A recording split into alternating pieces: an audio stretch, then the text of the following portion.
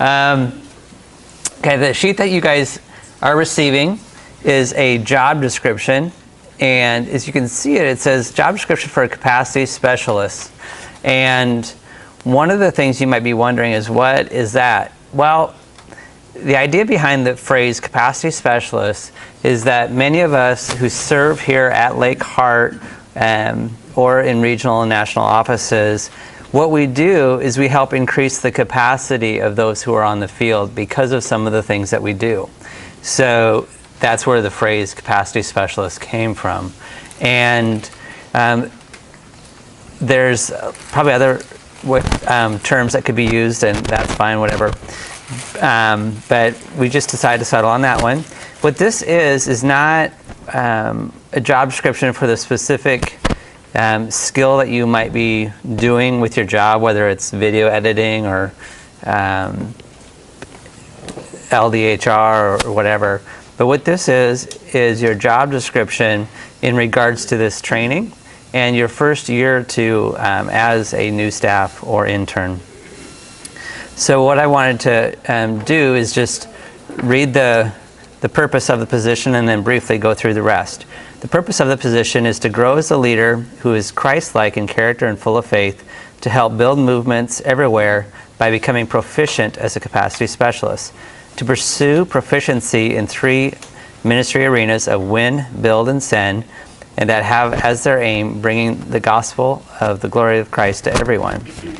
So that's the purpose of the position, and then we go into the key relationships. Does anybody know where this key relationships comes from? What document this might be? No? Nice try, though. Those who are coaches, do you know where the key relationships is found? Leadership framework. Very good. It's in the leadership framework. And so as you guys are working through the leadership framework, you'll get to understand that there's 3 key relationships. Your relationship with the Lord, your relationship with yourself, and then your relationship with others. And that's also one thing when you're going through your mid-year review or your end-of-the-year review. This will be an area that people will ask questions on, and you will be given input on how to grow in some of these areas. So we put those 3 areas in there. And then if you switch to the back of the page, you'll see the focused responsibility. And this is your responsibility in regards to your team, but also to some of this training. So become proficient in your role on your ministry team, and then you'll have a specific job description for your role along with this one. To become proficient in winning, building, and sending, as talked about in this curriculum. And then for those who are supported staff, we have that in there because some people are interns, and this may not be as true for interns, but we want interns to have a nice, a solid ministry partner team. That way when you do join us as staff, it goes much better for you. It's just an assumption that you will join staff. You're just an intern now, and then you'll turn that into new staff. So, and then the last thing is just some faith-filled results, okay? So the reason I show you the job description is that whenever you put together a training curriculum, you have to base it off something.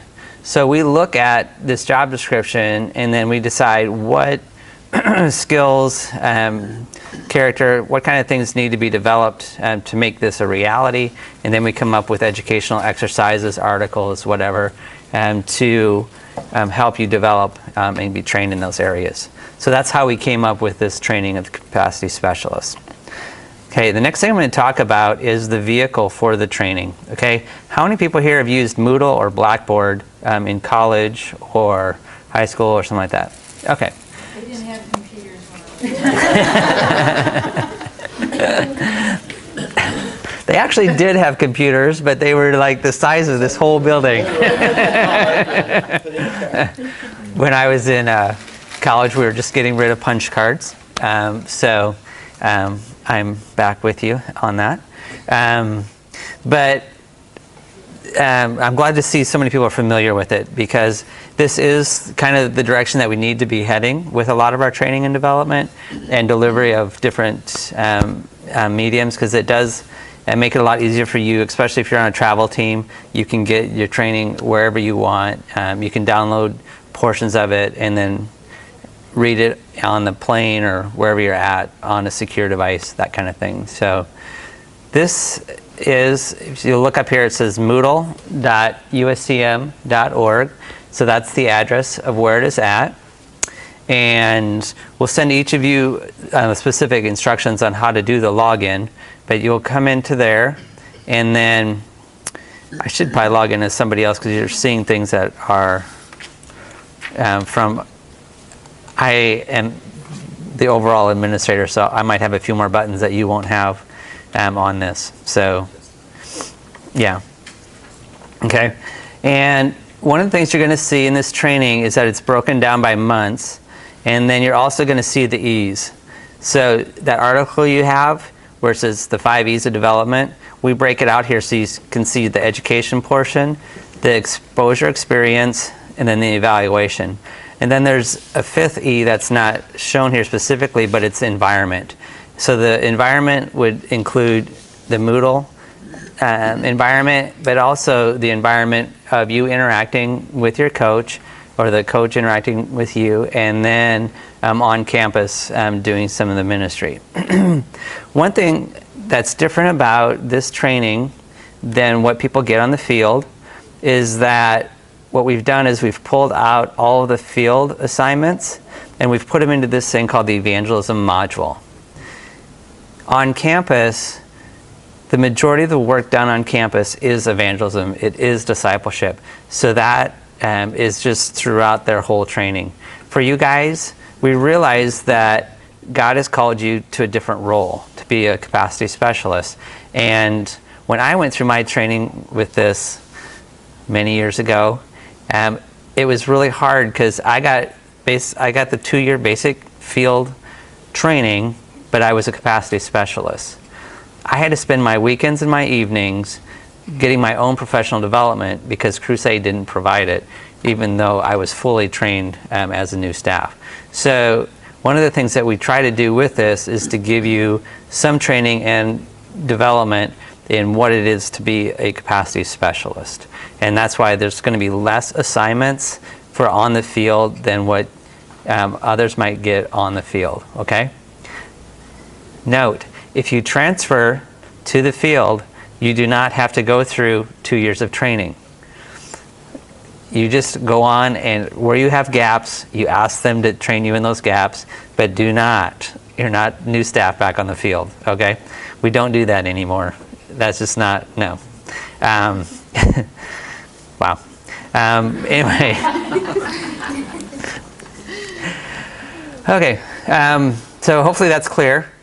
And so with this evangelism module, and it's kind of the ministry skills module, we encourage trying to complete these tasks in 4 things. Either you can go to a local campus for a fall launch or the start of a term or semester, and you can get a lot of evangelism done then. And then they're listed here. You can go to a spring break trip, and what's nice about being here in Florida is that you can go up to Panama City to Big Break. When I was a student, it was called Operation Sunshine, and I always forget the name of it now. But Roger Hershey does the evangelism training up there, and then they send you all out for a week. It is probably the most incredible evangelism training ever, and so we highly, highly encourage that. So you can check off a lot of things, go play on the beach up there and get some of your training done, or you can go on a summer project. One of the nice things about the U.S. Campus Ministry right now is that we have 5 different operations-specific summer projects. So you guys can go and staff those projects, get some of this checked off, and also be leading students who are also wanting to be capacity specialists.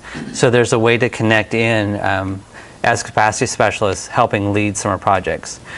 And then the 4th option is we have UCF just up the road here. We have Valencia. And we also have a Bridges International Ministry. So you can do ongoing ministry at a campus near the office here. So that's the 4th way. So those are the 4 ways that you can get your evangelism ministry modules done. So, okay? Okay, I've talked quite a bit. Is there any questions that you might have about anything that I've shared up to this point? Where are the summer projects? They change every year. But this past year, There was one in Fort Collins because we had our biannual meeting up there. There was one in San Diego.